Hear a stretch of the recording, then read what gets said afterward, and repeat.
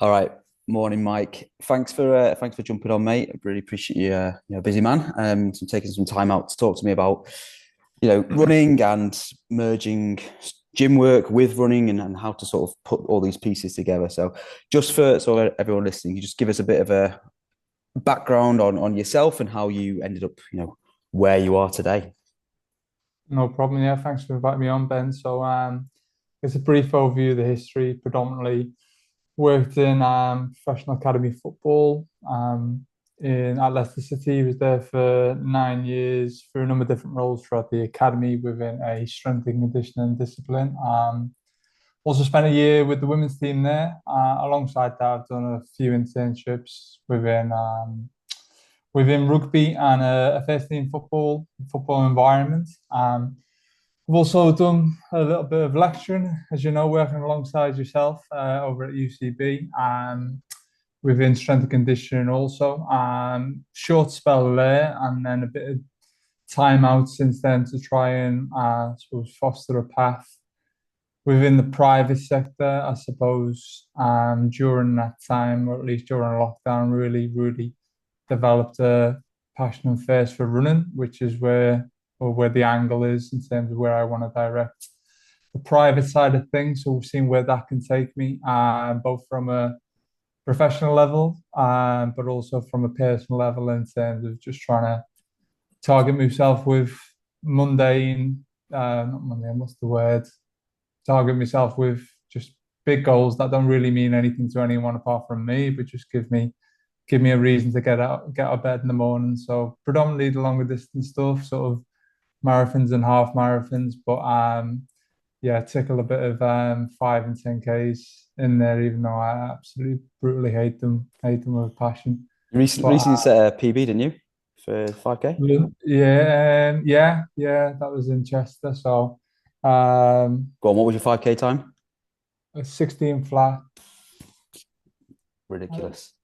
Yeah, I was a bit, I guess naturally I was over the moon, but then always, and it's the thing with runners, you always think, oh, I could have done a little bit more, just sneak a second, a second off it. So yeah, you got to be careful not falling in Yeah. that time goal trap. But yeah, no, look, I'm delighted with it. Just enjoying the process more than Yeah. anything. So you said that you do a bit of, the shorter duration, or shorter distance stuff. You do some longer events as Mm, well.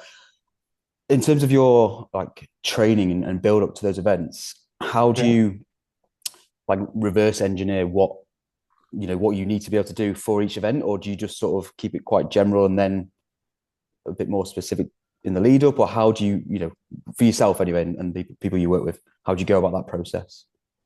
I'm probably only really specific, like with running, you got to set, I think you got to set A, B, and C goals. And for me, my A goal is always like the marathon. So that's what I'm always reverse engineering back from. So it's like looking at what that goal is. So let's take an arbitrary number. For example, if it's a 3 hour marathon, then suddenly you know that's a average of 4:15 a kilometer or 6:52 for your mile guys there. So then straight away you're thinking, okay, my specific my specific work, or at least my specific block, I need to work up to spending significant amount of time at race pace to be able to confidently I know I can go onto that race and can execute that. So reverse engineering back from that goal. So that goal might be, okay, I know I need to do let's say 14 to 15 miles at race pace. So straight away I can um, work backwards from that in the block to build up to those 14 miles as an example. And I'll know to achieve that, I'll need to I'll need to hit a base level of mileage. So I'll have a peak mileage target that I'll want to work up to. Let's say that's 70 miles. And again, I'll reverse engineer That in backwards in 1 week? in 1 week, that One is, week, yeah, okay. in 1 week. So I'll then reverse engineer back from that. So in my base phase, let's say we've got a simple 12-week block, my base, we split that into a base phase of like 4 weeks, maybe 4 weeks of more threshold focus work, and maybe let's say 2 to 3 weeks of race pace specific work, and then 2 weeks of a taper. I know that within that first 8 weeks, I need to build up to that 70 miles peak week, if you like. And then building on from that, I think I'm then looking at my threshold work. So again, I'm identifying what's the peak threshold workout I want to work towards. And that might be okay. I want to accumulate within one session about 7 miles worth of threshold. So let's say for argument's sake, that might be, 50 minutes worth of threshold within one session. So again, I'm reverse engineering back from there. In So I terms of guess that, what sorry, say man. again. In terms of the threat, like that threshold, just so like everyone knows, how are you actually calculating that? Like you say, you want to accumulate 50 minutes at that pace. How do you actually know, what that should be? Yeah, great question. So I think obviously the gold standard is being able to test it in a lab environment, but obviously for most people they're not fortunate enough to do that, right? So I Yeah. think some things in the field you can do. It's probably going to be somewhere between your 10K and a half marathon pace. Obviously for you take extreme elite athletes, that probably will be their half marathon pace on the dot. Because they can, let's say, you can run your threshold arguably for around an hour. For maybe more recreational runners, then it's going to be more closer towards 10K pace of what that is. So then if you know what your pace is for your threshold, you can correlate that to what the heart rate is at that pace. So then you get a good idea of what your threshold heart rate pace is. Yep. But then you're using that RP, that rate of perceived exertion, to sort of confirm that it's the right pace as well. So Okay. you're saying, okay, I think my threshold pace is this. I think my heart rate threshold pace is this. Yeah. And yeah, that sort of confirms my RP in terms of I'm short of words. I can't Yeah. really hold a conversation. I'm really, really, really, really heavy. So I think in the field, that's that's the best way to do it. Yeah. Um, Almost like triangulate, and then that is the pace, whatever it is, from those three measurements. You get a good idea of where you should be. Yeah. yeah, yeah, 100%. So I think first you'd anchor on, okay, I know it's somewhere between 10 and a half marathon, and then you use your sort of your heart rate and then your RPE to confirm within that 10K and a half marathon pace what actually is your threshold pace. I mean, people get pretty close with that. I would say if you correlate it to lab. I'm only talking anecdotally here, but I would say you can still get a fairly good estimate of your second threshold, i.e., what we're talking about, the lactate threshold. So you look to accumulate time at threshold just in sort of continuous running, or would you advocate for interval based, or how would you make those sorts Yeah. of decisions? I think ultimately with the marathon, it is all about sustaining the pace continuously. There is no break. So for Yeah. me, specificity is, one of the main principles of training. Yeah. I think where it does become different is, you know, the type of athlete you've got in front of you. So, if you've got a fast twitch athlete, for example, then okay, I'm thinking, right, I maybe want to accumulate more threshold work in the form of intervals and repeats where we're maybe going at a quicker pace, but we're building Okay. in more recovery into there. Okay. But then if I'm thinking more slow twitch, someone who's sort of going to grind it out and sustain for a long period of time, then I'm thinking, okay, maybe I'll make that more continuous.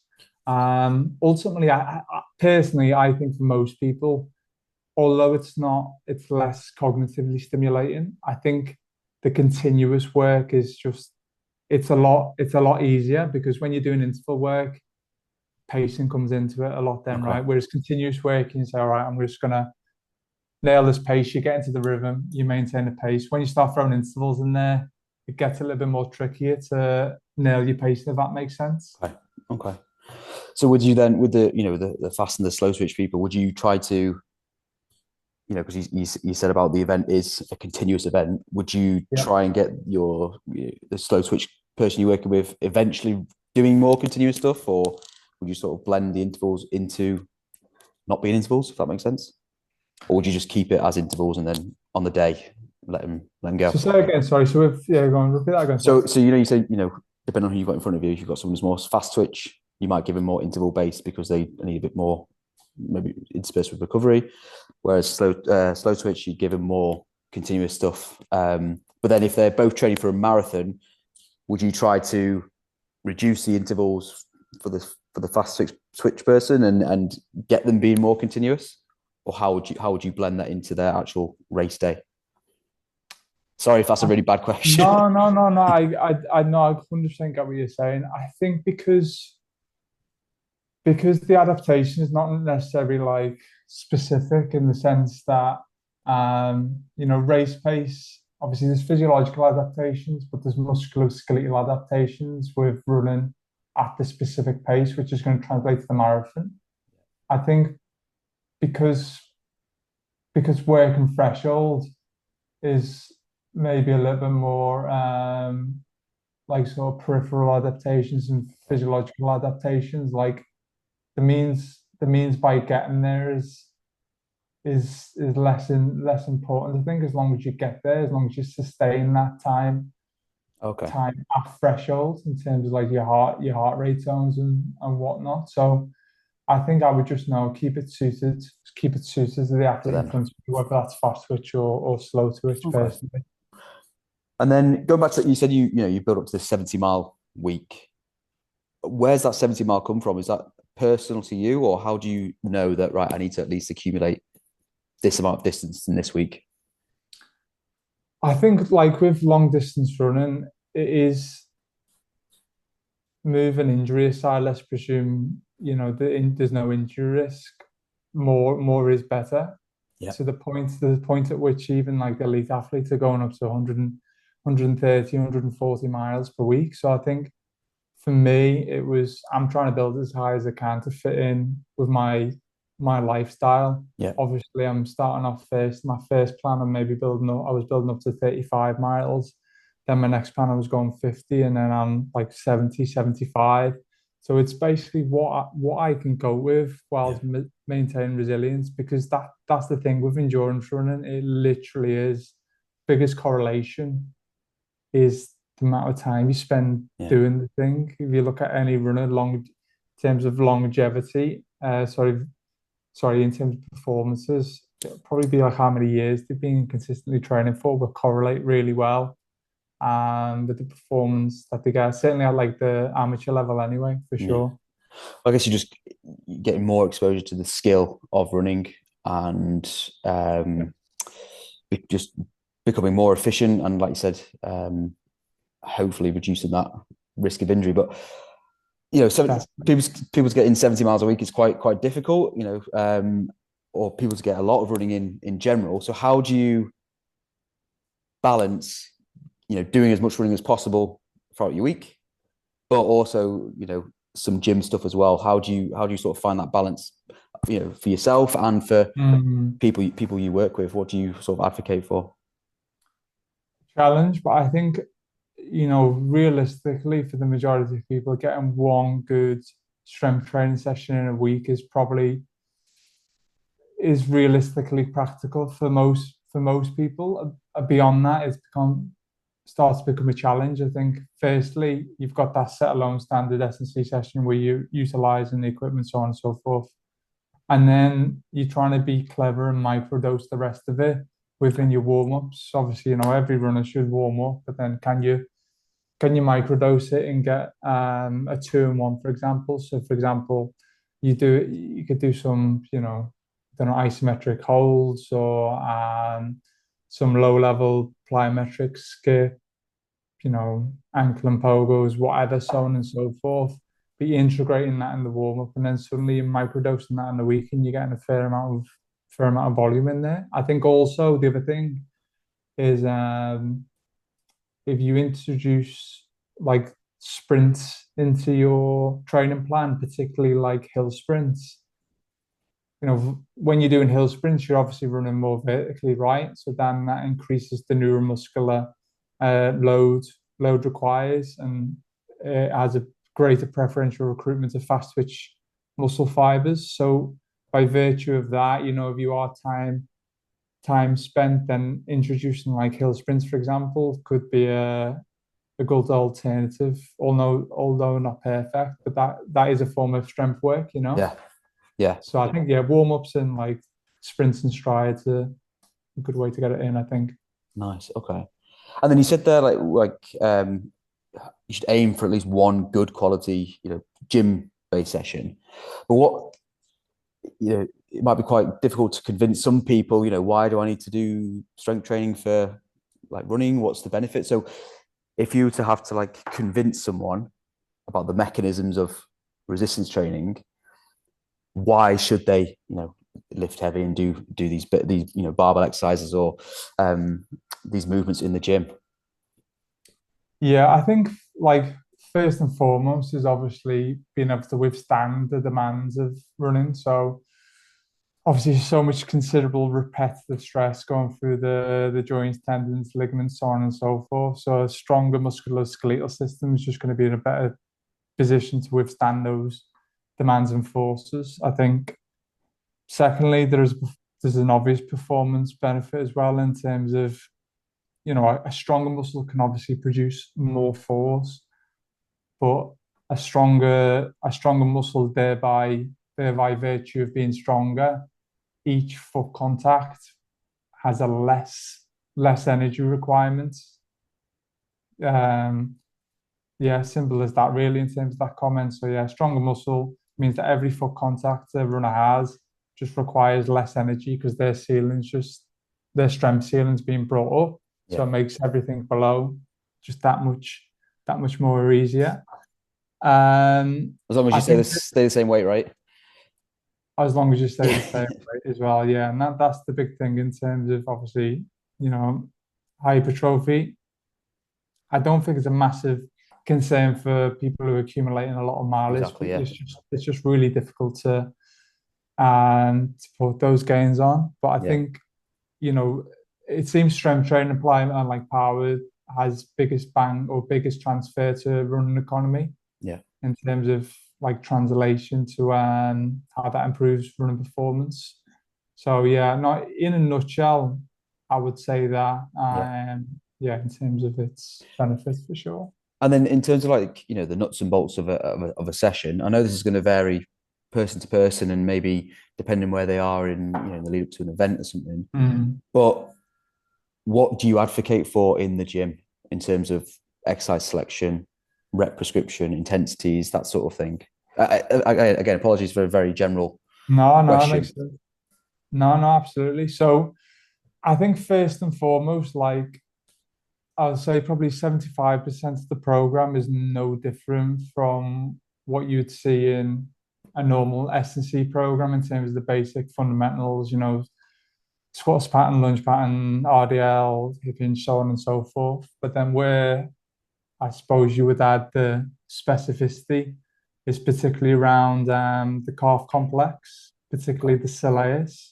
We know from the research that even when you're running at slow speeds, like the contribution from the soleus is absolutely massive. And obviously, distance runners are running at slow speeds the majority of the runs. So it's really important they have that era robust. Mm. I think the lumbo pelvic hip complex is absolutely key as well. Particularly, being able to stabilize the pelvis when you're running, so you're not getting. You imagine when you're running, obviously, I can't visualize that on the screen, but you got your hips there. You don't want this massive seesaw motion when you're running. So if you can develop stability around there and have that, minimal movement, that's obviously better for power and also for injury prevention purposes. Yeah, I think particularly, and maybe this is where it's potentially more important for female athletes, given the prevalence of knee injuries, but also we have greater stability around the hip. That's going to affect things lower down the chain. So we're going to have greater stability and control around the knee. So then yeah, when we are each foot contact, hopefully not going to get those knees caving in. So yeah, the hips, calves, quads are obviously important because each time we're running with using the quads to decelerate mainly, you're going to get that benefit from like our lunges, squats, and yeah, things like that. I think to add to that, the glutes is massive, Yeah. especially like glute medius as well. Especially a lot of runners will heel strike, um, partly because they're not strong enough in that area, so they are having to utilize more of like overuse of the hamstring muscles, for example. So if we can get those glute medius really, really strong, then we're going to emphasize more hip extension, probably going to be contacting more towards, mid foot rather than heel striking, and we're just going to develop more power. And again, that's going to help minimize the overuse on our hamstrings, as an example. Would I add any more detail into that? I guess, like, yeah, maybe what I would add on to that is every runner has a niggle, right? So then it would be what niggle have they got Mm. to to add a bit more of individualization. So if it's runner's knee, for example, that might be a bit more core, glute med, quad. If it's Achilles tendinopathy, then thinking, okay, more isometric, eccentric calf work. So yeah, then that's where I would just add a bit of a icing on the cake according Right. to the injury needs of the athlete. But in general, keep it quite simple with the basic movement patterns, and then, like as you said there, depending on what you suffer from or what you feel, maybe focus on those areas a little bit more. I would say, Yeah, yeah, I would say so. Keep it quite general, but then definitely have a greater focus towards like the soleus in particular and the hips, particularly like legs and hips. Yeah. glute max, glute med. And Yeah. then in terms of like load and the intensities people should be Mm. working at in their strength training, what do you advocate for there? I think like first and foremost, like any S&C pattern, it's you work through like that continuum of stability and mobility, i.e. you do the higher rep ranges first to set the foundations to then progress to the lower reps. Yeah. And that's the goal. That's like the fundamental target to work down towards. So our conventional strength rep ranges are 3 to 5, let's say, as an example.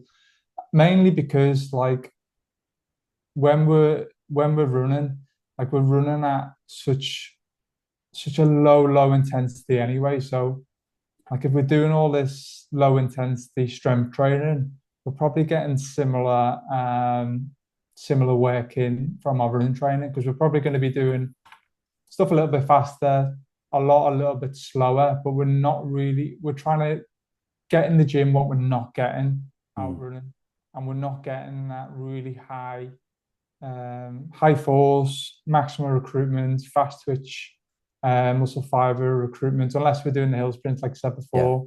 Apart from that, we're not getting that from the runs. We really need to get that to get those shot adaptations that are going to give us those benefits that we Yeah. spoke about before. So yeah, the take home is, and there's obviously a bit of I guess, a myth for runners are sometimes scared to lift heavy, but that is really where the secret source is for me, lifting heavy, getting strong. Yeah. That was going to be my next question is, do you get much pushback with the people you work with on, isn't this, lifting heavy going to impact my running, or, Mm.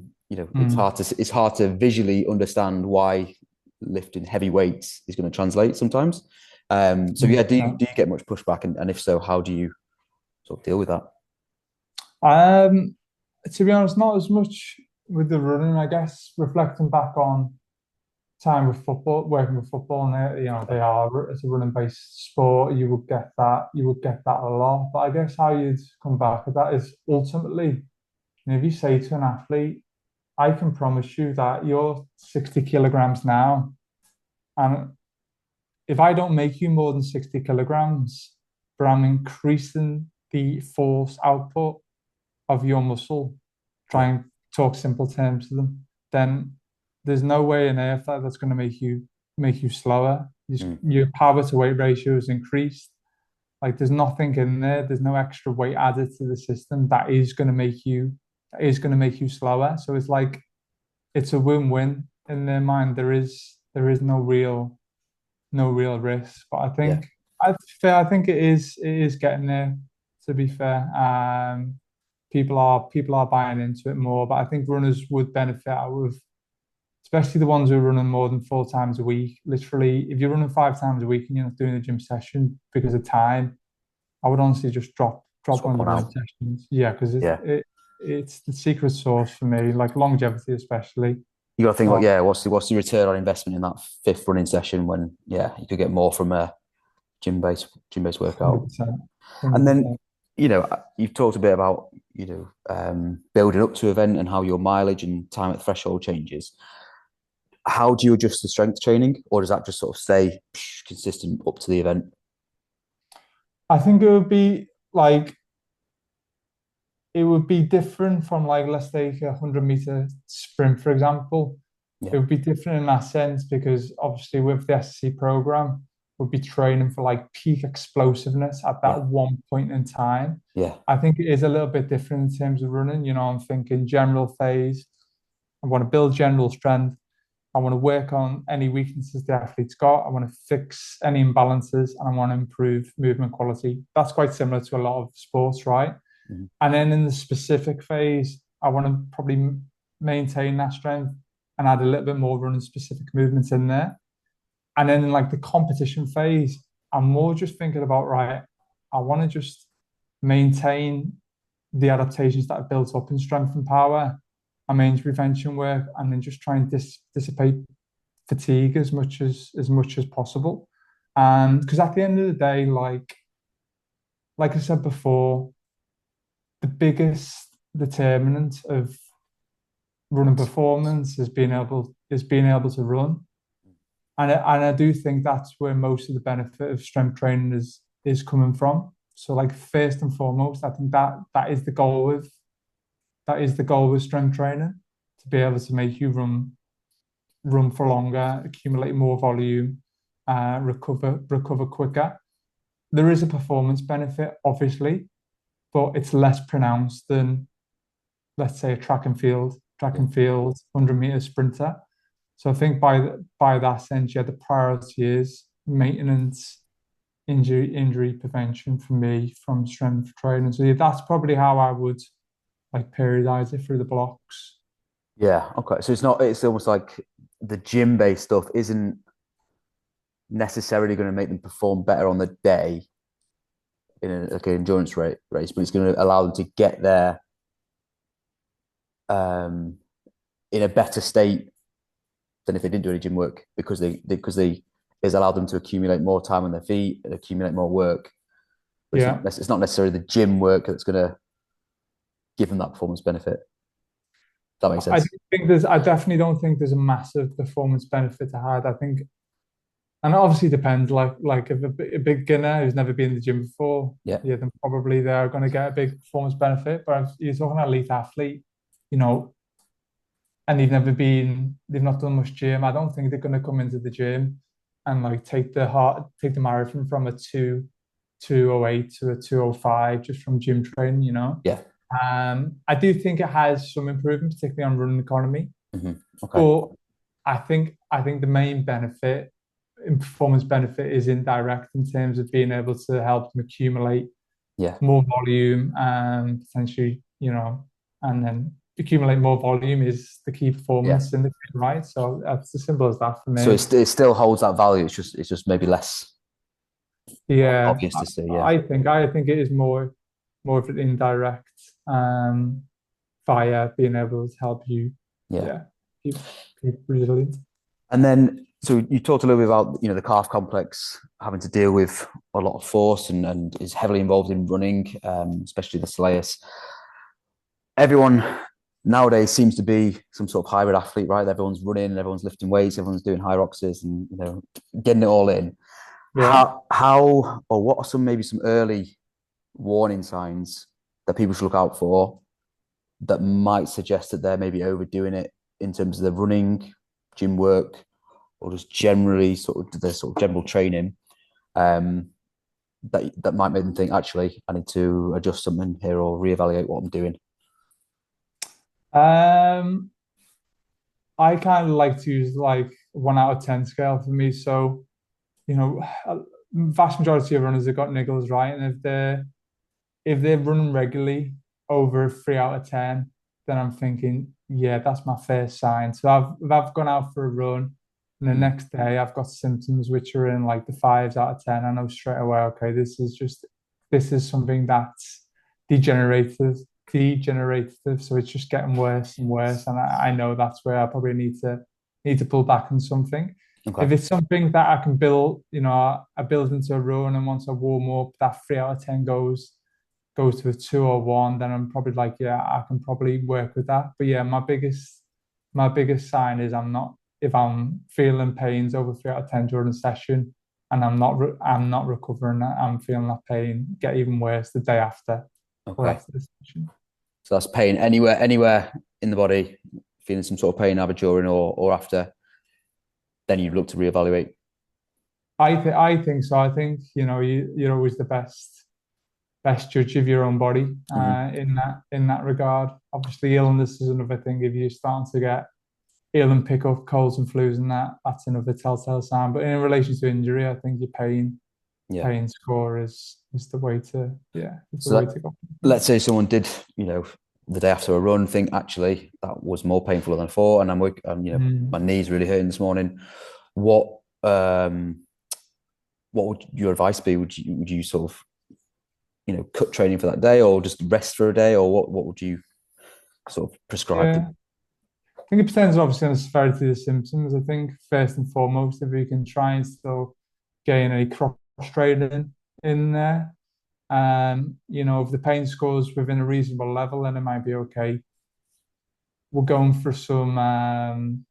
We're trying to get an easy run. So why don't we just change it to a softer surface? For example, Okay. let's go on to let's do more of a trail run or a run on the grass. Let's say if they've got like a tendon-based problem, then we go on a softer surface that can reduce the load on the tendon and be a bit Okay. more forgiving. So that's what we're going to depend on the severity of the symptoms. But I think that's first and foremost. Can we do some cross training, do some varied surface training? Okay. Obviously, in addition to recommendations about maybe foam rolling some areas or doing some extra prehab or so on and so forth. But they'd be my strategies, I think. Okay. Cool. Right. High rocks. Have you done one? Have you trained anyone for one before? Do you know much about the No, event? No. no, no. All I know is it's got running, it's Yeah. got skiing, it's got Yeah. med balls in there, and it looks really Every hard. every bit of equipment in the gym, they get out. But well, that is basically, a um what's it like 8K run, 8 kilometer runs interspersed with various different exercises. If Sure. someone was, I'm putting you on the spot a bit here, Mike, I apologize, but if someone was training Right. for that and they wanted to get a good time, the running takes up a good 70 odd percent of the actual event. What would you sort of advocate for in terms of the running training or running portion of the training? What? So it's a So it's a kilometer run, and then you have an event like I think it's a 1K row, and then you go for another kilometer run, another event. But you basically accumulate 8 kilometers, 8 kilometer intervals essentially, interspersed with prowlers and wall balls and carries and things like that. okay. It's like I said, running portion is a massive element of the event, which catches people off guard sometimes because it's maybe not thought of or something. But if you wanted someone to get good at repeated 1 kilometer runs under fatigue, how would you sort of go about getting someone ready for that? Yeah, yeah. I think obviously, everyone's probably going to tick the box of training in specificity. Are they going to be doing these runs while they're doing the other exercise within their training Mm. environment? I think my first go to my first go to in my head would be okay, train in isolation in terms of training above and just above and just below Mm-hmm. the speed. So let's say those 1Ks are at 4 minute pace kilometer, then okay, we're going to do a bunch of work at 3:45 to raise that threshold ceiling, and then we're also going to do a bunch of work at like 4:15s to pull that down low to make that gap bigger. Yeah. And then obviously we're doing our low level aerobic work on top of that. Yeah. And then obviously we've got like our speed strides and so on. Because I don't know if hopefully I made sense there, but I think ultimately when it's under fatigue, there's going to be it's that Henneman size principle in it. So the slow twitch are going to start to fatigue, especially towards the latter. So we need that recruitment to the fast twitch Yeah. motor fibers, which is why we've got to be able to still do like that very high sprint speed work, which I would imagine high rocks athletes are probably not doing a lot of Yeah. at all. So yeah, in a nutshell, specific work at the pace, bit Yeah. of work above it, bit of work below it, and also a bit of work really below it, Really slow above it. running and really above it, Okay. sprint work. Interesting. Okay. Mike, cheers for jumping on today. I've just looked at the clock and we've got like a 2 minute countdown, so I thought I'd wrap it up before we get Very kicked welcome. out. But no, really appreciate your time. Where can people find you if they want to follow your stuff? So I am on Instagram. I should really know off the top of my head exactly what it's called. But it is called peaks_troughs_running on Instagram. Yeah. I'm on TikTok as well, and I think I'm via the Okay. same name on there. So yeah, peaks Awesome, and mate. peaks and troughs running, no Peaks and space trough. on TikTok. So yeah, Awesome, mate. Well, thanks again for all your advice. Hopefully people got some value out of that and they can take it into their training. hope Nice so. one, mate. Cheers. Thank you, Ben.